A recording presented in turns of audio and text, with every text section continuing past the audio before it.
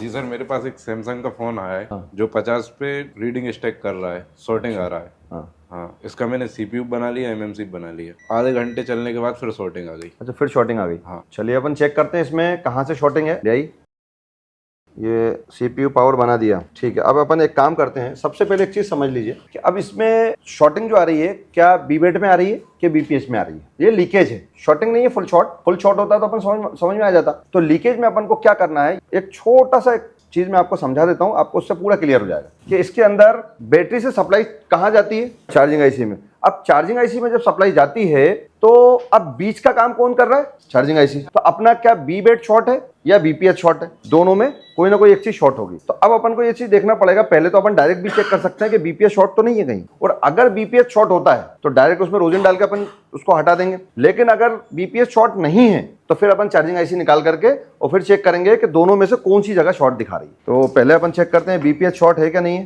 ये power IC के पास जो बग लगी होती हैं, देखिए इस तरफ अपन देखते हैं, ये वाले कैपेसिटर पे इस तरफ माइनस है और इस तरफ कितना आ रहा है, ऑयल आ रहा है। इधर देखते हैं ऑयल आ रहा है और इधर बग, वो इधर देखें, ठीक है, शॉर्ट आ रहा है। इधर पर ऑयल आ रहा है, मतलब अंदर से सब बीपीएस शॉर्ट नहीं है। अब अपन के पास क्या बचता है, बी बेड बचता है। तो बी बेड बचता है, पहले बी बेड से ही शॉर्टिंग कहाँ जा रही है, चार्जिंग। बी बेड से लाइन जा रही है आपकी चार्जिंग आईसी में। अब चार्जिंग आईसी से कहाँ जा रही है, पावर आईसी में। जो चार्जिंग आईसी से जो पावर आईसी में जा रही है वो लाइन शॉर्ट नहीं है, इसका मतलब अपने पास चार्जिंग आईसी शॉर्ट होगी।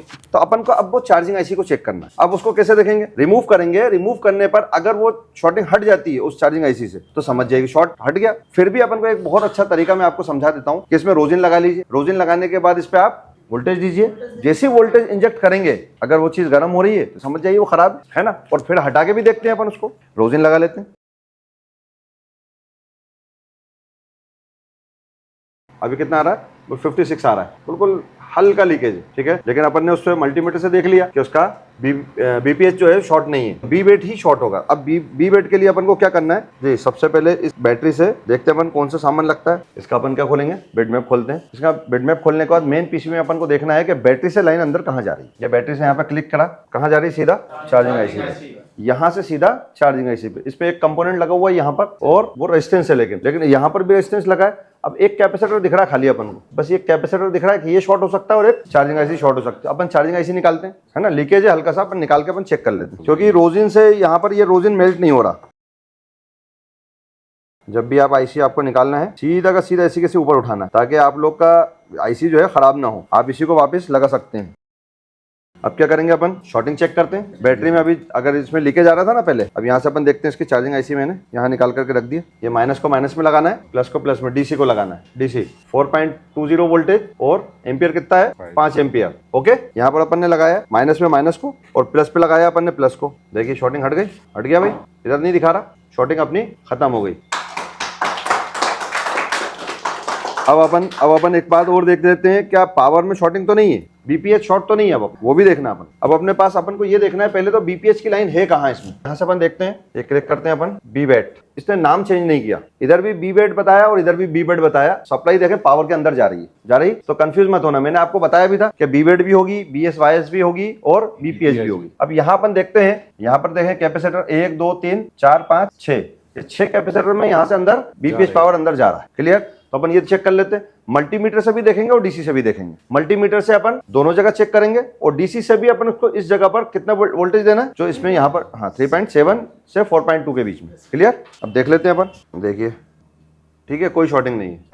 इधर दिखा दिया आपने, है ना। इसमें देखिए, इस पे बीपीएच पे कोई शॉर्टिंग नहीं है, ठीक है, बीपीएच पे कोई शॉर्टिंग नहीं है। अब इसका मतलब क्या हुआ, पावर आईसी कि पावर आईसी अपनी ओके है, सेट अपना ओके है, सिर्फ शॉर्ट क्या हुआ है, चार्जिंग आईसी। अक्सर M12 M14 M13 इन सेटों में सबसे ज्यादा अगर कोई खराब होने वाली चीज होती है तो ये चार्जिंग आईसी होती है। तो आपको बस एक ही चीज को देखना है, क्या मेरा बीपीएच शॉर्ट है, क्या मेरा बी बेट शॉर्ट है। उसको अपन देखेंगे तो आपको 1 मिनट में पता चल जाएगा। इसको आपको आईसी को निकालना है और निकालने के बाद अगर आपका बीपीएच शॉर्ट आ रहा है तो इसका मतलब आपके पास बीपीएच आपका शॉर्ट होगा। और अगर इसको हटाने के बाद अगर आपका बी बेट और बीपीएच दोनों में से कोई एक चीज शॉर्ट आ रही है तो जो भी दोनों में से कोई एक चीज शॉर्ट आ रही होगी उस एरिया में अपन को काम करना है, आपकी प्रॉब्लम सॉल्व हो जाएगी। लेकिन अभी अपन ने देखा कि इसकी चार्जिंग आईसी खराब है, अपन ने चार्जिंग आईसी को इसको निकाला, अब दूसरी डालेंगे, आपकी आपका सेट ऑन हो जाएगा। ठीक है भाई, क्लियर। सर मेरे पास एक चार्जिंग ऐसी रखी हुई है, मैंने एक मॉडल के लिए लाया था, मेरे पास है ऑलरेडी। ये M13 की? जी सर, सेम नंबर है कि सेम देखा नंबर है, तो सेम फिर मॉडल है। आप काहे के लिए लाए थे? ये मेरा एक सेट था, उसमें मेरे लग गई थी और एक्स्ट्रा बची हुई है सर।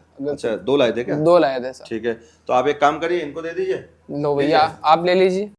ये आपको अपने हाथों से लगाना है इसको अपने हाथ से लगा करके चेक करना। ठीक है, ये पकड़िए आप इसकी आईसी खराब वाली, और आपके पास नई आईसी है। ठीक है, लेकिन इसको आप खुद लगाइए और खुद चालू करके दिखाइए। ओके, ठीक, चलिए। आईसी इसमें इसमें नहीं है।